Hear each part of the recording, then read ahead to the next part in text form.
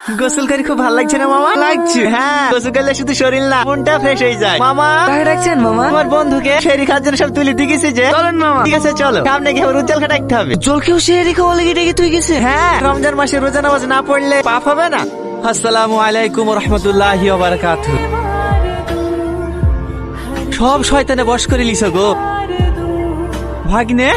কাসরি মামা এমনি মামা, আমাকে খুশি করার জন্য তোমাকে রোজা রাখতে বলিনি, আল্লাহ পাককে খুশি করার জন্য তোমাকে রোজা রাখতে বলিস। এই দুনিয়াতে আমরা দুদিনের জন্য এসেছি, যেখানে আমরা চিরকাল থাকবো সেখানে আমরা কিলি যাব। জীবনের সবচাইতে বড় সত্যি কি জানো মামা? মৃত্যু। আর এই মৃত্যুকে দুনিয়ার মোহমায় পড়ে আমরা ভুলে যাই। তোমাদেরকে জোর করে না খেয়ে আমি অনাহারা রাখতে পারবো, কিন্তু রোজা করাতে পারবো না। রোজা হয় নিয়াতে। তোমাদের যদি মন থেকে রোজা করার ইচ্ছাই না থাকে তাহলে আমি শত চেষ্টা করলে তোমাদেরকে রোজা করাতে পারবো না। তবে আজকে যেহেতু রোজাটা রেখেছো, অন্তত আজকে রোজাটা ভেঙো না।